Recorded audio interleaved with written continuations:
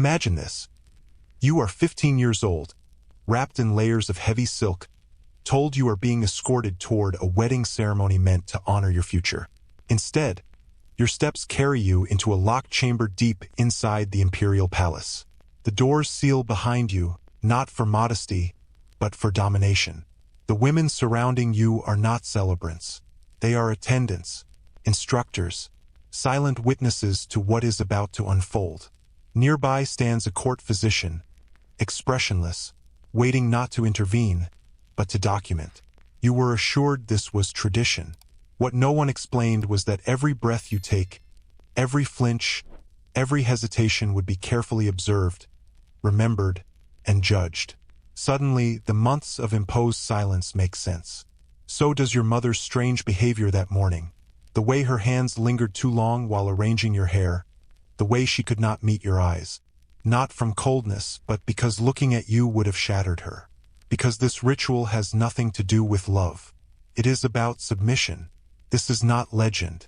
For more than 6 centuries, the Ottoman Empire maintained a system so meticulously engineered, so psychologically devastating, that even its sworn enemies would not have wished it upon their own daughters.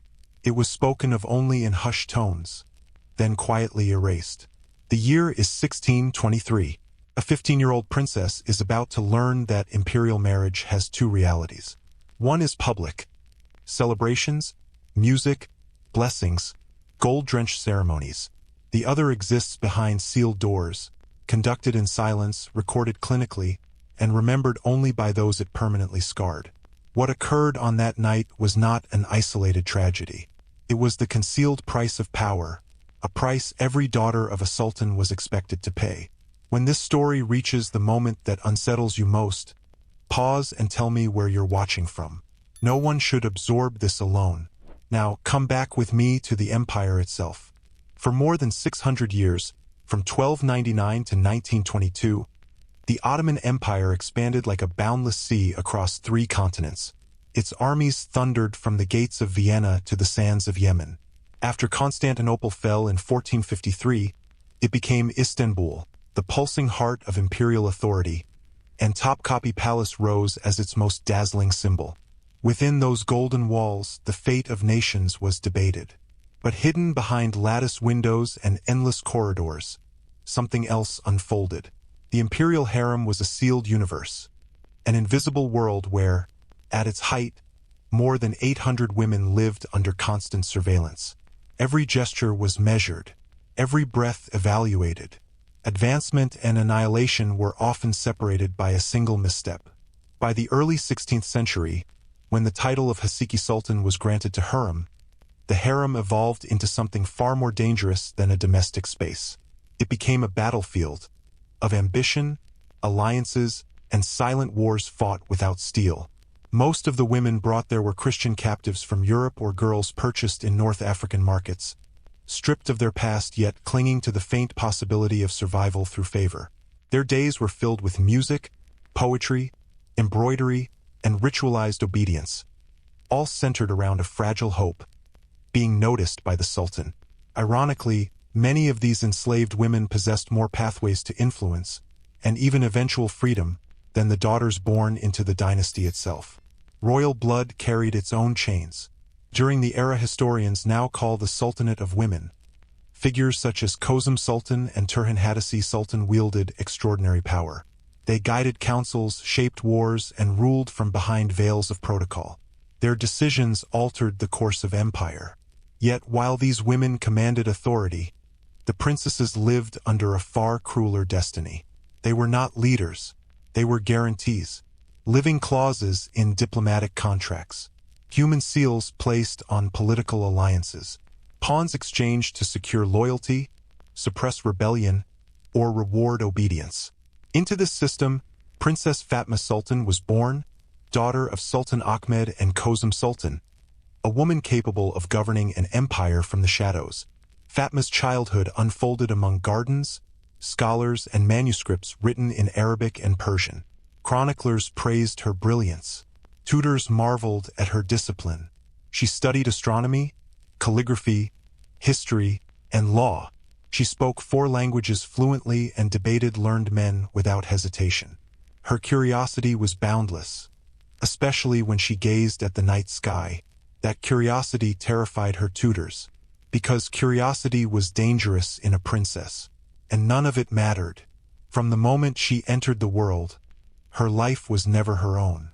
Her destiny had already been drafted in invisible ink.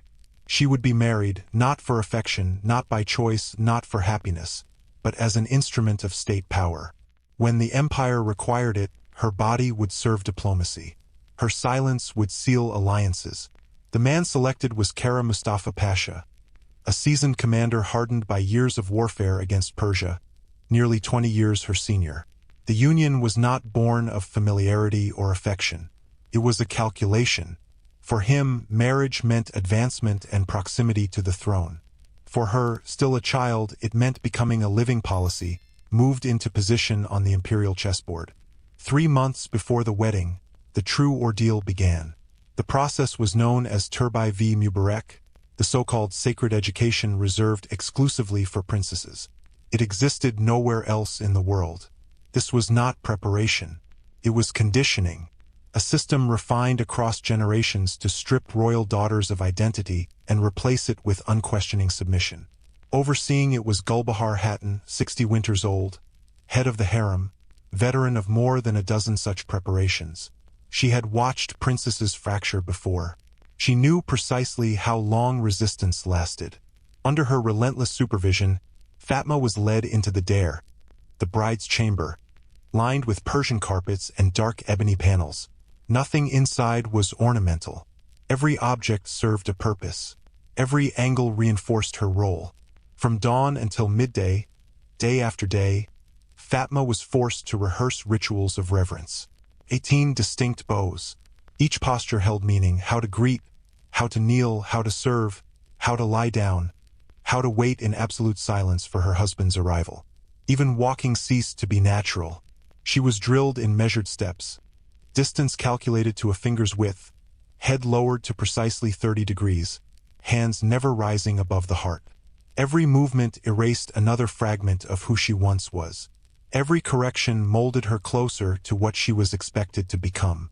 But movement was only the beginning. Speech became the harshest discipline of all. Her vocabulary was reduced to just 43 approved words, phrases of gratitude, apology, submission, and acceptance. Nothing more. Any deviation, any unauthorized question, any change in tone was punished. Fasting, isolation in damp reflection chambers, public humiliation before the court. Her obedience was never assumed, it was audited. At intervals, Fatma was brought before a tribunal of women in uniform silence, presided over by her own mother, Kozum Sultan. There, her compliance was evaluated like currency, measured, weighed, judged. And still, this was not the worst of it.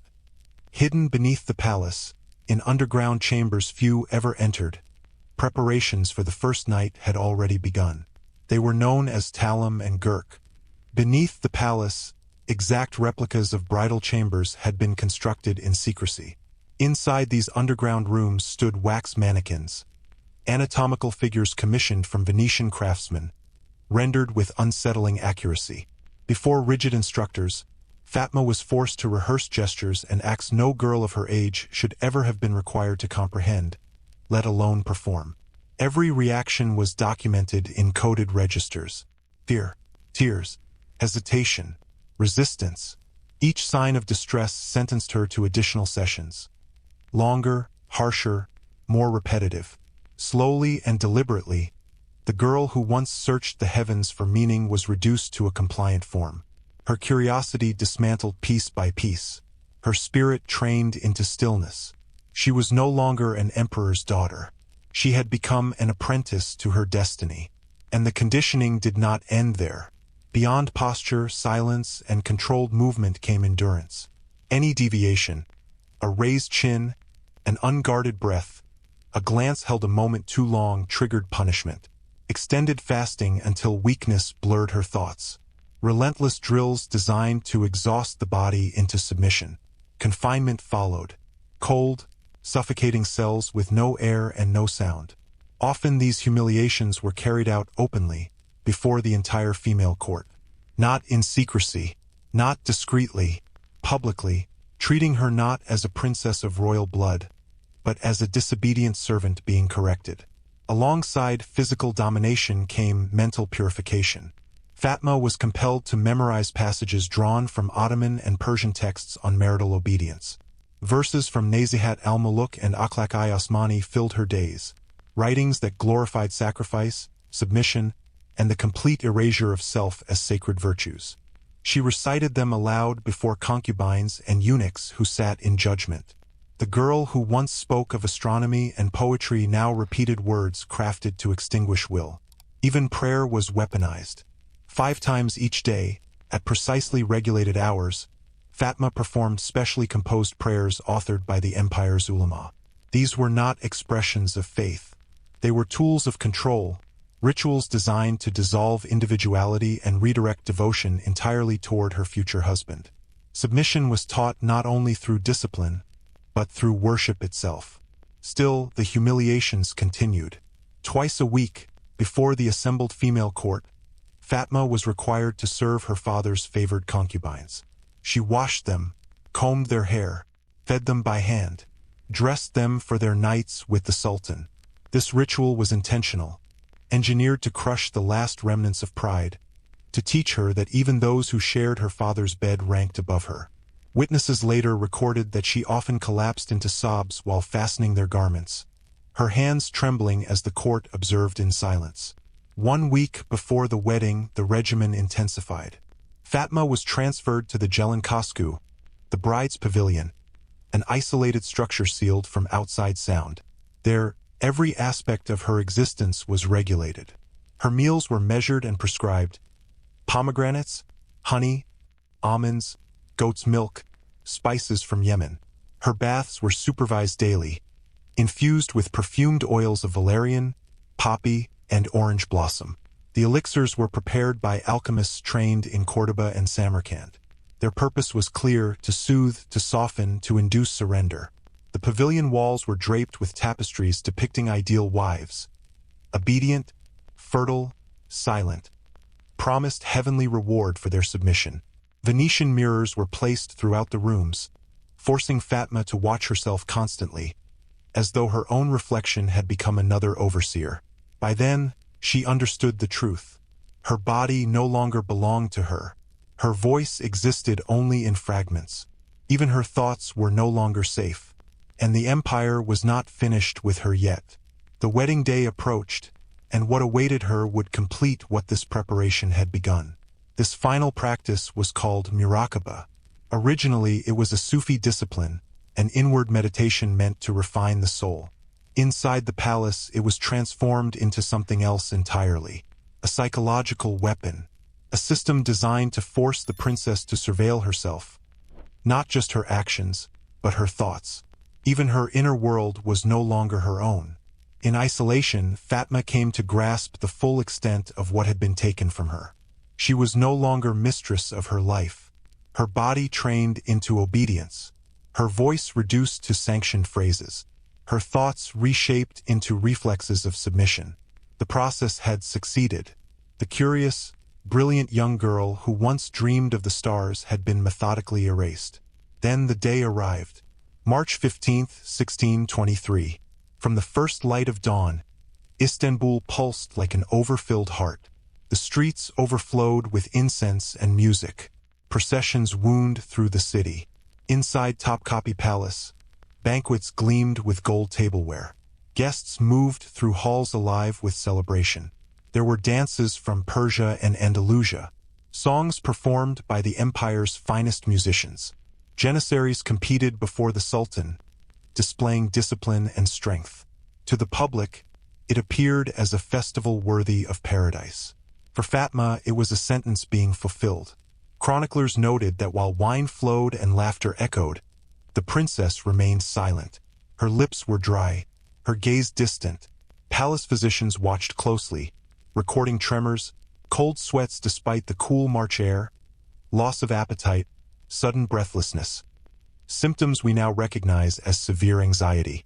Public splendor concealed private terror. When the final toast was raised and civilian guests withdrew, the most dreaded moment began. Fatma was escorted away from the palace halls toward the nuptial pavilion, hidden deep within the private gardens, constructed according to ancestral designs dating back to Mem II. The structure was octagonal, rising in 3 ascending levels. Each served a purpose: purification, presentation, consummation. Nothing was accidental. Every corridor, every threshold had been engineered to strip agency and transform ceremony into submission. The first level was Tara Kadi, the Chamber of Purification. There, Fatma endured ritual baths lasting hours. Carrara marble reflected torchlight across the water. Essences of damask rose, shish oil, sandalwood, and Somali ambergris clung to her skin. Court alchemists applied ointments infused with diluted opium, mandrake, and other substances meant to calm the body and dull resistance. Physicians described the resulting state as an ecstasy of compliance. The second level was Teslim Kadi, the floor of surrender. Here, Fatma was dressed in her wedding gown.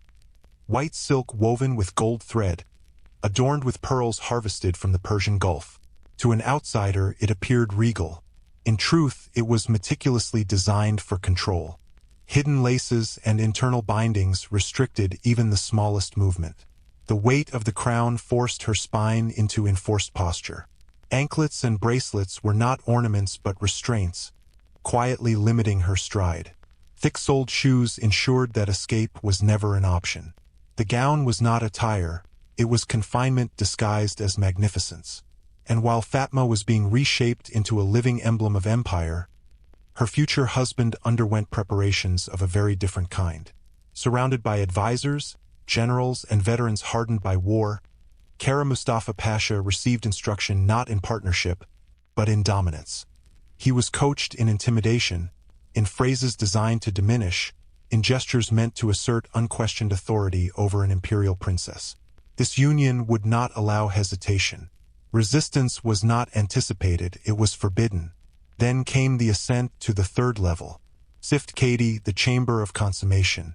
Its walls were draped with tapestries portraying conquered cities, defeated armies, and subjugated princesses.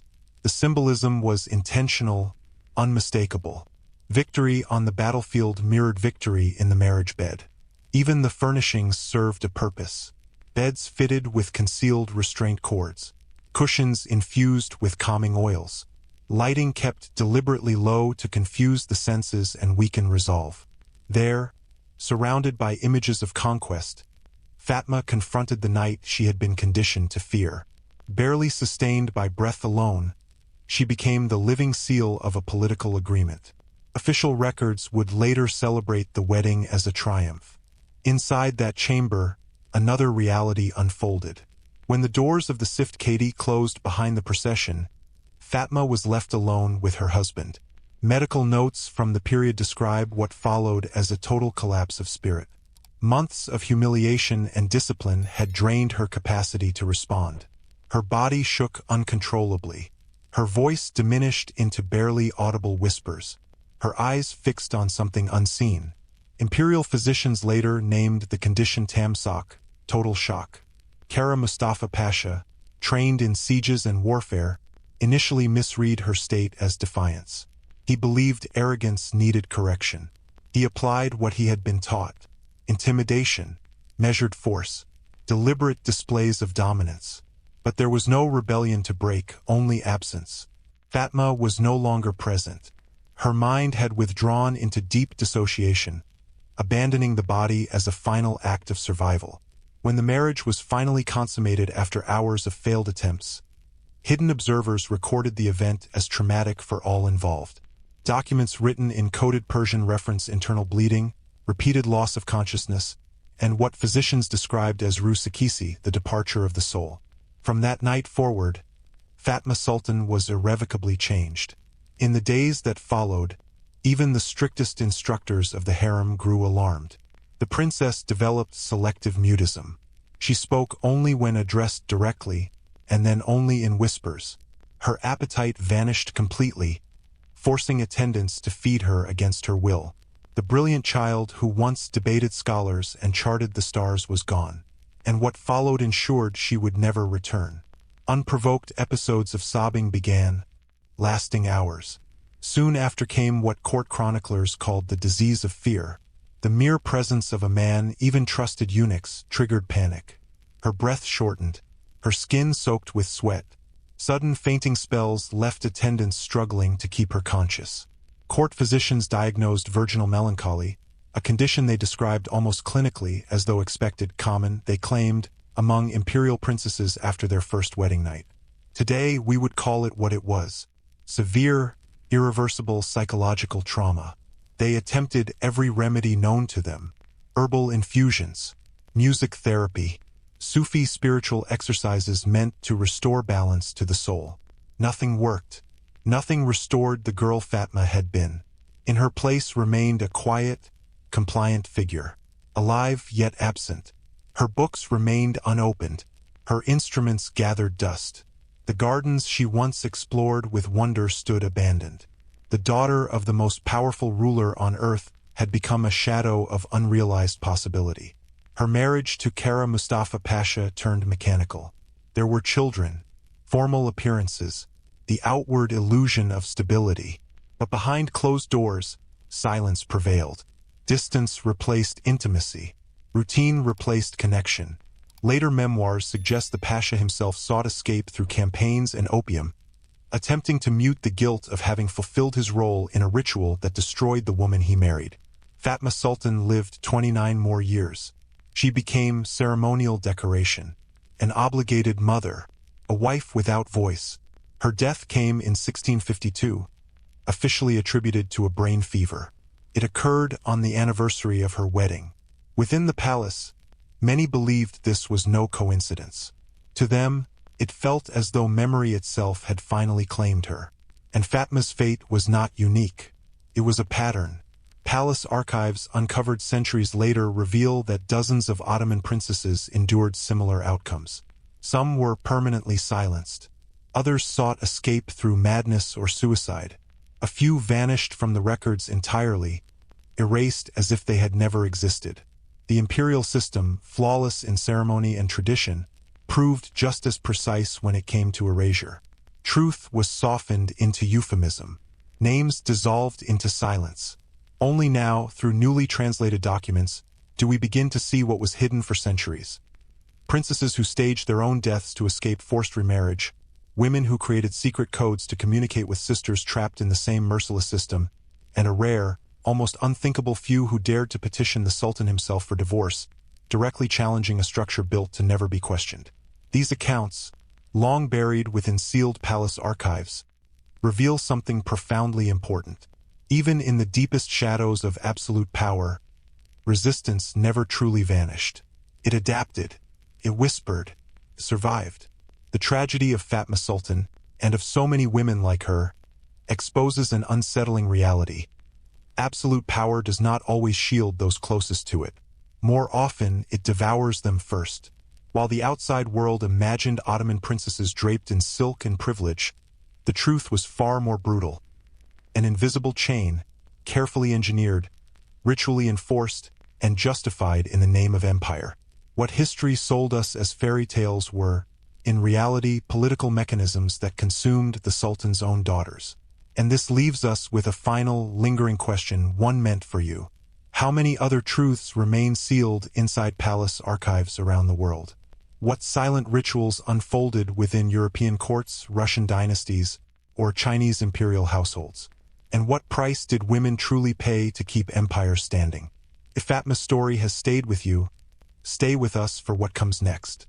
Like, share, and subscribe to Vassal Truths, and help us bring these buried histories into the light. Leave a comment naming the queen or princess whose fate you want uncovered next, because only by exposing what was hidden can we finally give voice to those power worked so hard to silence.